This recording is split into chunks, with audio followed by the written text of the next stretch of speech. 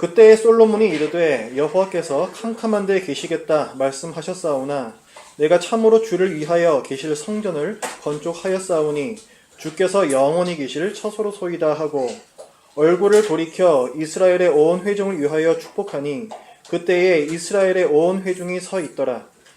왕이 이르되 이스라엘의 하나님 여호와를 송축할지로다. 여호와께서 그의 입으로 내 아버지 다윗에게 말씀하신 것을 이제 그의 손으로 이루셨도다. 이르시기를 내가 내 백성 이스라엘을 애굽에서 인도하여 낸 날부터 내 이름을 둘만한 집을 건축하기 위하여 이스라엘 모든 지파 가운데에서 아무 성읍도 택하지 아니하고 다만 다윗을 택하여 내 백성 이스라엘을 다스리게 하였노라 하신지라.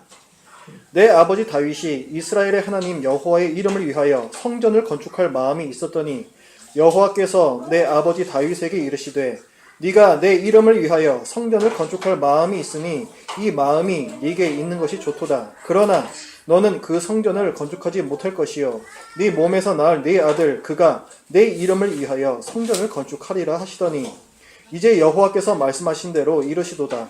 내가 여호와께서 말씀하신 대로 내 아버지 다윗을 이어서 일어나 이스라엘의 왕위에 앉고 이스라엘의 하나님 여호와의 이름을 위하여 성전을 건축하고 내가 또 그곳에 우리 조상들을 애굽 땅에서 인도하여 내실 때에 그들과 세우신 바 여호와의 언약을 넣은 궤를 위하여 한 처소를 설치하였노라. 아멘. 솔로몬이 하나님을 위해서 성전을 짓습니다. 요즘 요 앞에 짓는 아파트들 보면은 굉장히 빨리 지어요. 뭐 이렇게 아파트 올라오기 시작하면은 금방 이렇게 막 올라갑니다. 솔로몬은 성전을 지을 때 7년이 걸렸대요. 7년. 물론 그 규모가 굉장히 컸겠죠. 그리고 뭐 사용했던 장비나 이런 것들이 현대 기술과는 물론 비교할 수 없을 만큼 좀 열악했을 겁니다. 그러나 어쨌거나 7년이라는 긴 시간 동안에 정성을 들여서 성전을 세웠습니다. 그리고 마지막 작업으로 예루살렘 성 안에 있던 언약궤, 십계명 돌판에 들어있는 궤죠. 그 궤를 성전 안에 넣습니다. 그때에 하나님께서 그 성전에 임하세요. 구름이 성전 안에 가득했다라고 성경이 기록합니다. 구름이라는 것은 하나님의 임재, 하나님의 영광 이런 것들을 뜻합니다. 그러니까 하나님께서 그 성전에 임하셨다라는 것을 성경은 기록을 해요. 그것을 솔로몬이 보면서 이스라엘 백성을 향하여 연설을 하는 것이 오늘의 본문입니다. 자, 여러분, 하나님께서 성전에 임하셨다라는 것이 어떤 의미가 있을까요? 하나님께서 성전에 계시다. 이게 어떤 의미가 있겠습니까?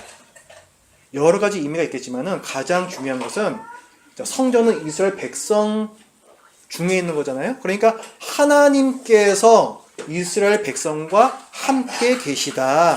이것이 가장 중요한 의미입니다.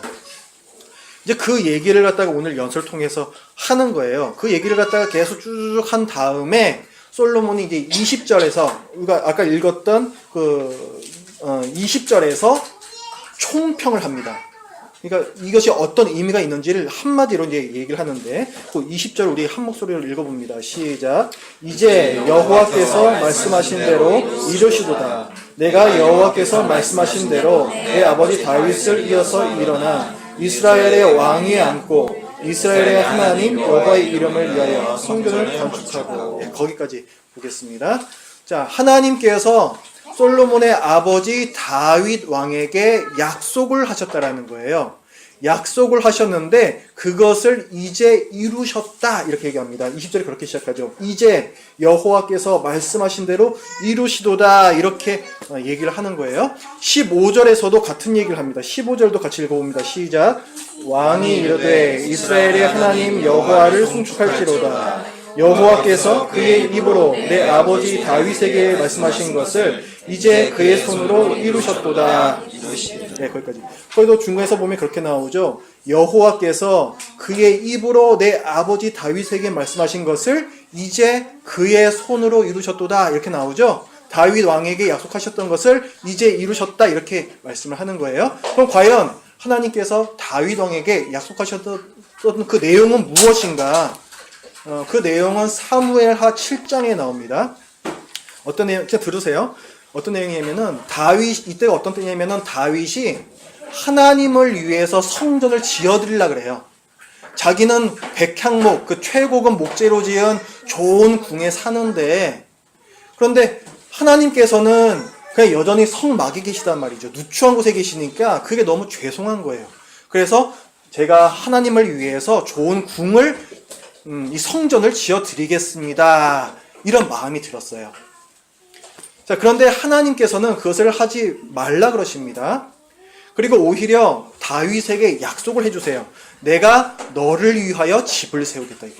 다윗은 하나님을 위해서 집을 세워드리겠다 이렇게 얘기를 했는데, 오히려 하나님께서는 내가 다윗 너를 위해서 집을 세워주겠다. 이 집이라는 것은 왕가를 말합니다. 다윗의 왕조죠. 다윗 왕조. 이 왕조를 든든히 그리고 영원히 세워주겠다라고 말씀을 해주세요.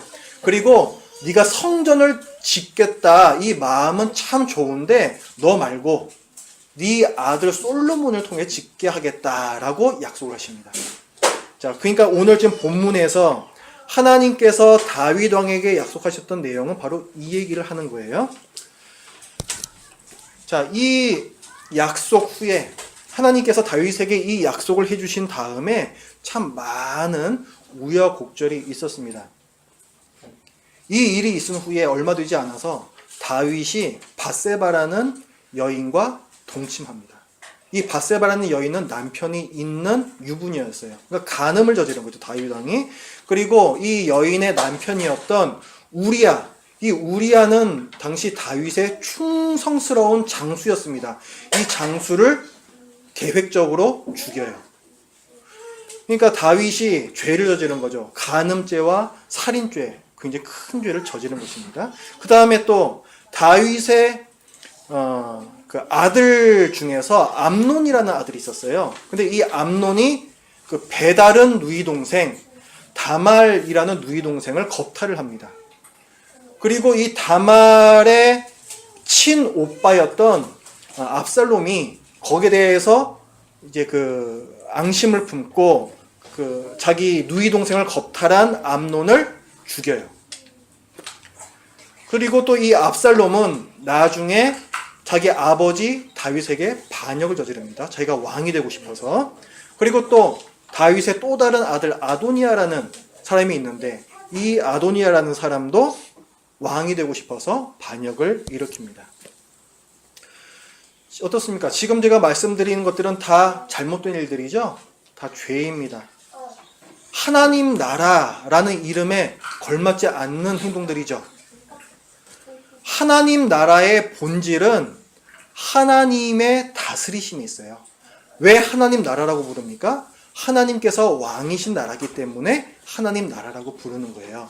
그러니까 그 나라에서는 하나님께서 다스리시고 백성은 하나님의 말씀에 순종해야 하는 그 모습이 있어야 합니다. 하나님께서 이스라엘 백성에게 원하시는 것은 성전도 아니고 제사도 아니고 순종이라는 거예요. 그런데 이스라엘 백성은 물론이고 심지어 다윗 왕과 그 왕자들이 간음을 하고 살인을 하고 그 권력이 탐이 나서 죽이고 서로 다투고 이런 상황에서 어떻게 이스라엘을 하나님의 나라라고 할 수 있겠습니까? 전혀 하나님 나라답지 않은 일들이 많이 벌어졌다는 거죠. 이스라엘의 이 죄 때문에 하나님 나라를 이루시겠다라는 하나님의 의지가 좌절될 것 같습니다. 하지만 하나님께서는 포기하지 않으셨어요. 하나님께서는 이 하나님 나라가 이루어지지 않을 수도 있다라는 이 절체절명의 위기를 하나하나 손수 해결해 나가십니다. 먼저 범죄한 다윗에게는 회개하는 마음을 주세요. 다윗의 그 마음 안에 정한 마음을 창조하시고 정직한 영을 새롭게 하십니다. 그리고 간음으로 낳은 밧세바를 통해서 낳은 아이가 있었죠. 그 아이를 하나님께서 다시 데려가세요. 참 잔인하게 보이기도 하지만 그럴 수밖에 없습니다. 왜냐하면 이 아이가 있는 한 이 아이는 계속해서 다윗의 비방거리가 될 수 있기 때문에 그런 거예요. 하나님 나라라는 곳에서 이런 불륜의 자식이 있다는 것이 말이 되느냐. 하나님께서는 마음이 아프셨지만 그래서 그 갓난 아기를 다시 데려가십니다.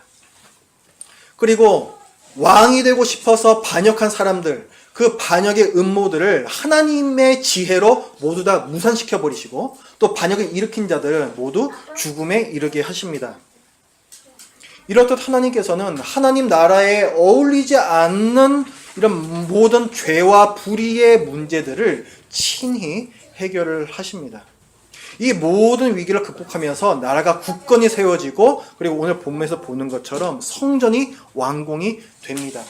이 우여곡절을 아는 솔로몬의 속 깊은 고백, 그 진실된 찬양이 아까 우리가 읽었던 20절인 거예요. 이제 여호와께서 말씀하신 대로 이루시다. 그러니까 이 이제라는 이 말은 그 안에 많은 내용이 들어가 있습니다. 이런 많은 일들에도 불구하고 하나님의 나라가 이루어질 수 없을 것 같은 이 많은 상황에도 불구하고 이제 하나님께서 결국은 하나님의 약속을 이루셨도다. 이런 얘기를 하는 것이죠. 자, 같은 고백 아까 우리 15절도 봤었습니다. 15절에도 이 단어가 똑같이 나와요. 여호와께서 그의 입으로 내 아버지 다윗에게 말씀하신 것을 이제 그의 손으로 이루셨도다. 솔로몬의 이 정서를 여러분들이 이해를 하셔야 됩니다.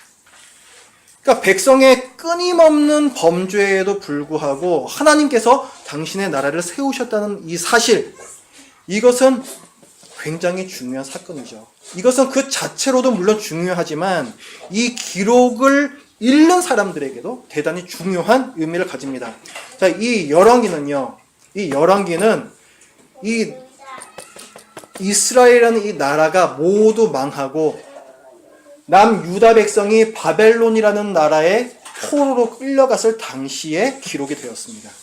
그러니까 이 솔로몬의 연설, 이 본문을 처음 읽은 독자는 누구였다는 거예요? 바벨론의 포로로 끌려간 이스라엘 백성입니다. 이 오늘 본문을 지금 듣고 있을 그 1차 독자들의 시각에서 오늘 말씀을 한번 보겠습니다. 13절 말씀 한번 보세요. 솔로몬이 뭐라고 얘기합니까?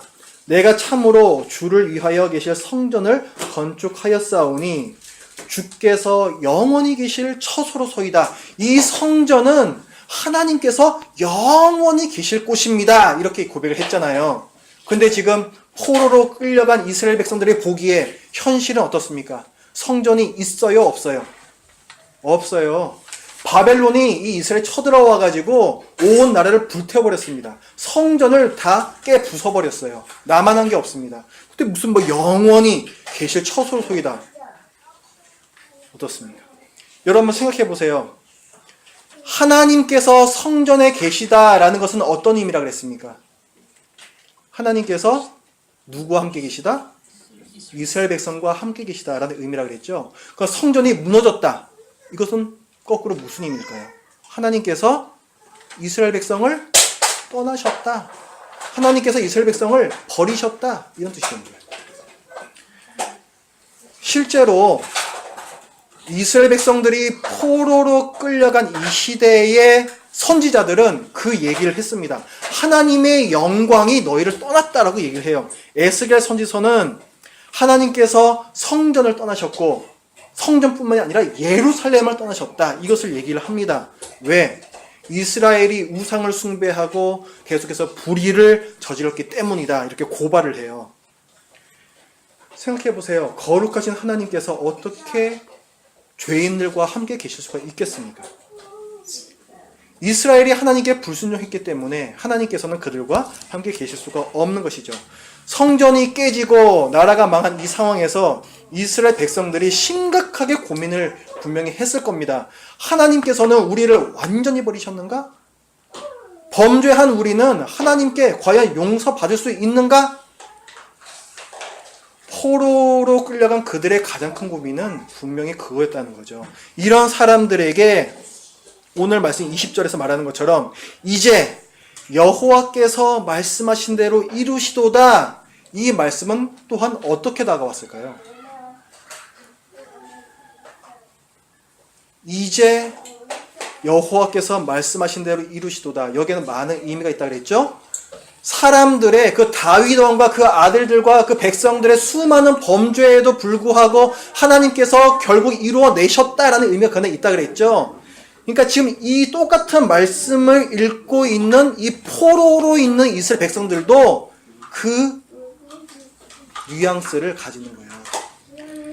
우리가 죄를 많이 저질러서, 우리가 우상을 숭배하고 우리가 불의를 저질러서 우리가 이 포로로 끌려와 있는 이런 상황이지만, 하지만 하나님의 의지는 결코 좌절될 수 없다라는 거죠.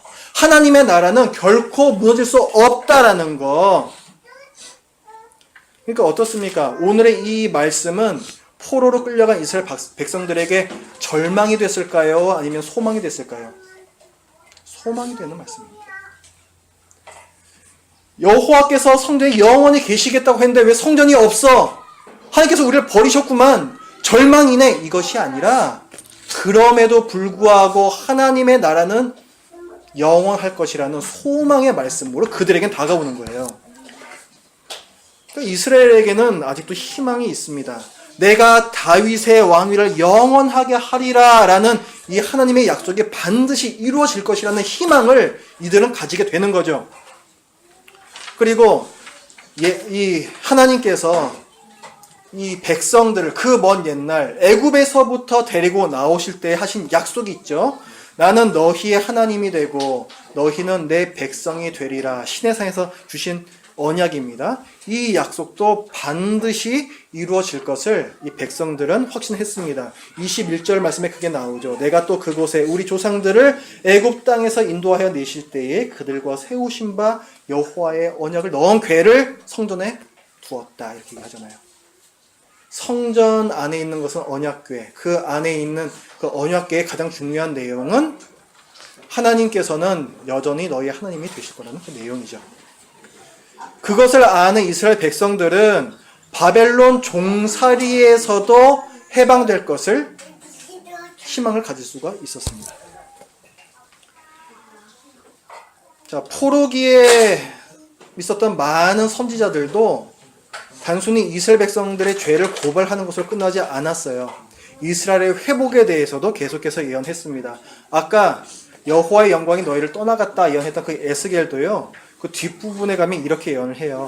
그러므로 주 여호와께서 이같이 말씀하셨느니라. 내가 이제 내 거룩한 이름을 위하여 열심을 내어 야곱의 사로잡힌 자를 돌아오게 하며 이스라엘 온 족속에게 사랑을 베풀지라. 내가 열심을 내어서 포로로 끌려갔던 내 백성들을 다시 돌아오게 할 것이다. 이렇게 말씀을 해요. 이스라엘은 이 소망을 붙잡고 포로 생활을 견뎠고 또 실제로 포로로 끌려간 지 70년 만에 기적적으로 그들은 옛 땅 예루살렘으로 돌아옵니다. 그리고 거기서 성전을 지어요. 이 새로운 성전이 바로 스룹바벨 성전이라는 것입니다. 하나님의 약속이 이루어지는 거죠. 자, 이제 여호와께서 말씀하신 대로 이루시도다. 이 말씀이 우리에게는 어떻게 다가올까요? 자, 우리의 현실을 한번 봅시다. 외부적으로 볼 때에 우리나라에서 기독교 신자가 계속해서 감소합니다. 지금 기독교 신자 수가 몇 명 정도 될까요? 2005년도에 실질적으로 교회 나가는 분들, 그분들이 680만 명이라고 했어요. 근데 그 다음에 뭐 가나안 성도들 계속 생기고, 그 다음에 안티들은 계속 늘어났죠. 아마 모르긴 몰라도 교회에 실질적으로 출석하는 성도들은 아마 한 500만, 제가 보기에 아마 그 정도 되지 않을까 싶습니다. 그러니까 지금 인구의 한 10% 정도 되겠죠? 20%는 옛말이라는 거죠. 그리고 이것이 계속해서 더 줄고 있어요. 아마 지금도 그렇지만은 교회들이 그 존재 자체가 쉽지 않은 그 시기가 조만간 바로 올 겁니다. 그리고 지금 신학교, 제가 이제 스승의 날 돼가지고 저희 은사님들 찾아뵈려고 저희 모교에 다녀왔습니다. 작년에 그 신학교의 경쟁률을 봤더니 그 전해에 비해서 거의 2분의 1로 줄었어요. 거의 미달 사태에 가깝게 됐습니다. 근데 그게 저희 모교만 그런 것이 아니고 모든 신학교들이 다 그래요, 지금. 그래서 지금 정원을 줄이고 지금 난리도 아닙니다. 그리고 또 우리 주위에 있는 교회들도 한번 보세요. 갑자기 간판 바꿔다는 교회가 굉장히 많습니다. 하나님의 교회 이렇게 써져 있는 교회들이 늘어나고 있어요. 거기는 기독교가 아닙니다. 그냥 이단이에요. 정통 기독교 그 교회들이 망하고 이단들이 점점 더 득세를 하고 있어요. 그런 시대입니다. 우리 선교 현황은 어떨까요? 땅끝까지 복음이 전파가 됐을 때 예수님께서 다시 오신다 그랬죠. 우리가 그래서 모든 민족이 복음을 듣게 되기를 바라면서 선교를 하는 거 아니겠습니까? 근데 현실을 보면요, 그날이 과연 올 것인가 싶은 생각이 들 정도예요. 왜 여전히 미전도 종족은 그 수가 줄지를 않을까요? 왜 그럴까요 도대체? 참 어려워요. 이런 상황들을 보면 회의가 듭니다. 과연 온 세상이 하나님을 경배하는 그 하나님 나라가 완성이 될까? 뭐 좀 거창한 거 말고요. 우리 자신도 한번 볼까요? 어떻습니까? 여러분은 매일 나 자신이 조금씩 나아지고 있는 것 같습니까? 어떻습니까? 예수님을 닮은 모습이 점점 더 드러나고 있는 것 같아요. 어떻습니까? 날이 가면 갈수록 내 삶 가운데 하나님과 다른 사람을 사랑하는 모습이 점점 더 많이 나타나고 있습니까? 여전히 매일 사람들을 미워하지 않습니까? 내 마음 가운데 여전히 음란한 생각들이 많지 않습니까? 하나님보다 돈을 더 사랑하지 않습니까? 나의 최고의 기준은 뭔가요? 여러분 자신의 모습은 과연 희망적입니까? 절망적입니까? 제가 지금 설교하고 있죠. 설교자에게는 세 가지 당황스러운 것이 있습니다. 첫 번째 당황스러운 것. 아무리 설교를 해도 여러분의 삶이 바뀌지 않을 것을 알면서 설교하는 것. 첫 번째 당황스러움. 두 번째 당황스러움. 나도 안 되면서 마치 그게 당연하다는 듯이 여러분들에게 설교해야 되는 것. 그것 또한 당황스러움입니다. 세 번째 마지막 당황스러운 거는 그럼에도 불구하고 교회에서 설교는 중요하다라는 거예요. 그러니까 안 할 수가 없다라는 거죠. 제가 지난주에도요, 설교 잘 해놓고 그러고 나가지고 그 설교 내용에 맞지 않는 일을 제가 저질렀습니다. 제가 그러고 나가지고 정말 회의가 들더라고요. 내가 설교자 코스프레하고 있는 건가? 이거 얼마나 그냥 가증스러운 일입니까? 저는 정직한 설교자라면 누구나 이런 딜레마, 이런 당황스러움이 좀 있을 거라는 생각을 해요. 여러분도 안심하지 마십시오. 이거 제가 청중 버전으로 한번 해볼까요? 첫 번째 딜레마. 설교자도 안 되는 거 뻔히 알면서 모른 채 하고 들으셔야 하는 이 당황스러움. 그렇죠? 또 더 큰 딜레마는 뭐 있어요? 여러분도 내 삶이 바뀌지 않을 걸 알면서도 오늘도 설교를 듣고 있는 이 딜레마. 그렇죠? 세 번째 딜레마는 또 뭡니까? 그럼에도 불구하고 교회에서 설교는 중요하다는 사실. 그러니까 여러분 여기 앉아 계시는 거잖아요. 제가요, 왜 이런 얘기를 하는 거냐면, 제가 뭐 저 스스로를 뭐 아주 우습게 만들고 여러분을 우습게 만들고 어떤 자조 섞인 그런 농담을 하기 위해서 이런 얘기를 하는 게 아닙니다. 이게 우리의 현실이라는 거예요. 이게 우리의 민낯이라는 거죠. 그렇죠? 그런 우리에게 오늘 하나님께서 말씀을 하십니다. 이제 여호와께서 말씀하신 대로 이루시도다. 이 말씀을 여전히 우리에게 주시는 거예요. 여호와께서 그의 입으로 말씀하신 것을 이제 그의 손으로 이루셨도다. 우여곡절 끝에 우리의 구원을 이루고야 마신다라는 거예요. 누가? 하나님께서 그의 손으로 이루신다라고 오늘 우리에게 말씀하고 계십니다. 우리가 좋아하는 베드로 사도, 베드로 사도는요, 세상 속에서 사는 신약의 성도들에 대해서 권면을 했습니다. 우리가 그 말씀을 한번 찾아볼게요. 우리 신약 성경으로 가보겠습니다. 신약 성경 베드로 전서 5장으로 가봅니다.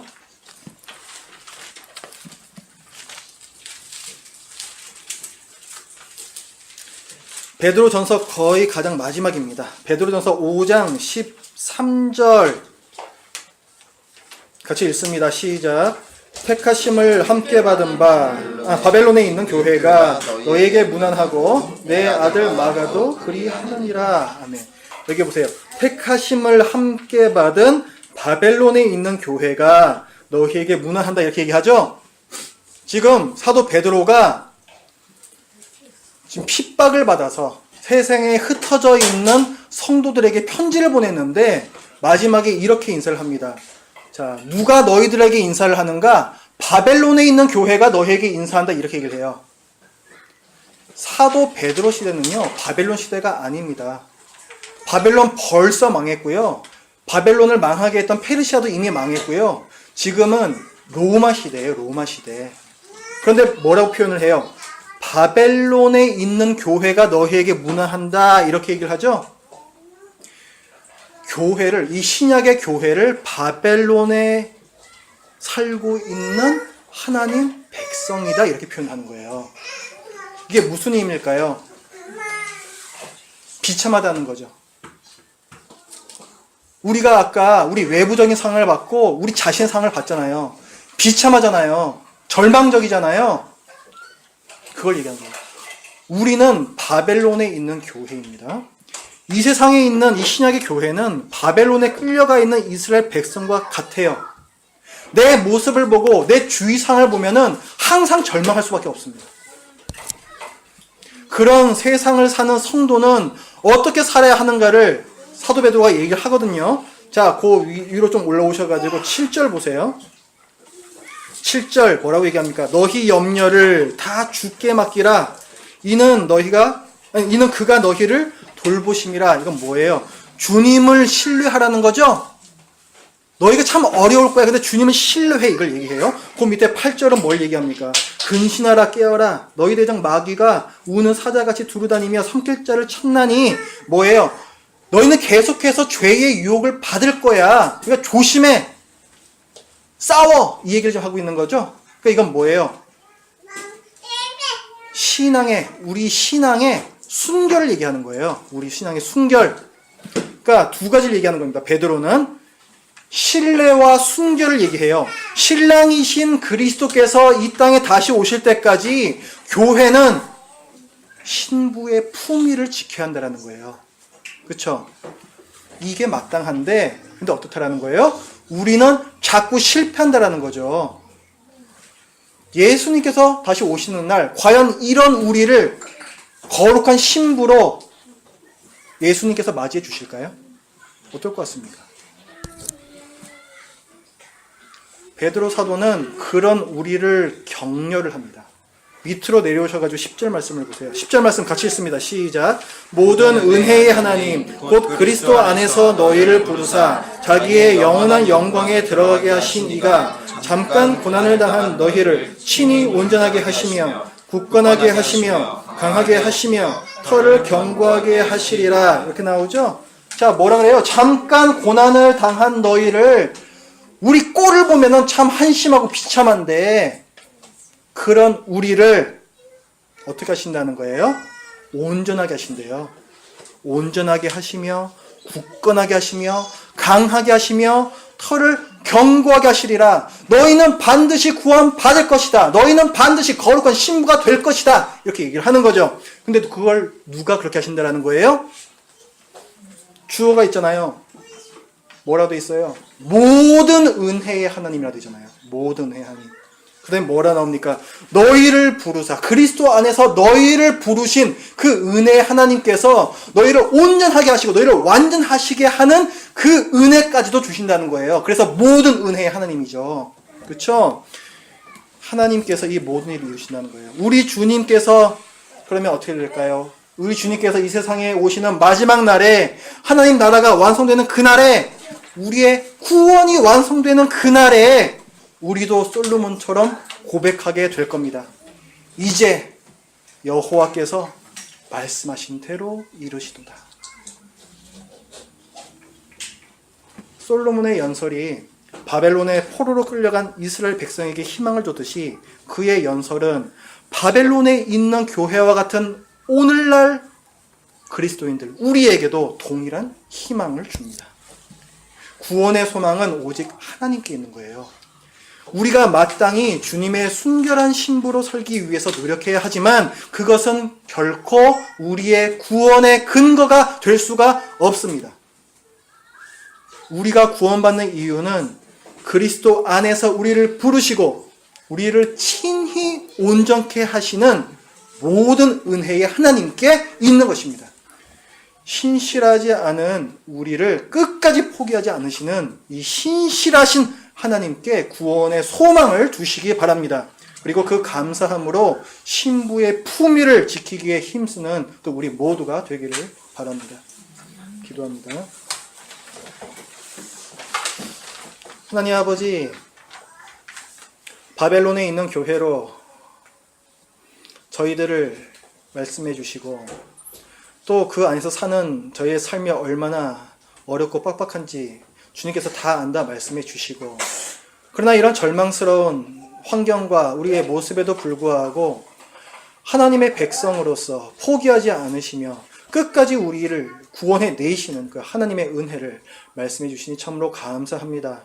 하나님 아버지, 저희들이 하나님을 참으로 잘 믿고 싶은데 그것이 잘 되지 않아서 절망할 때가 얼마나 많습니까?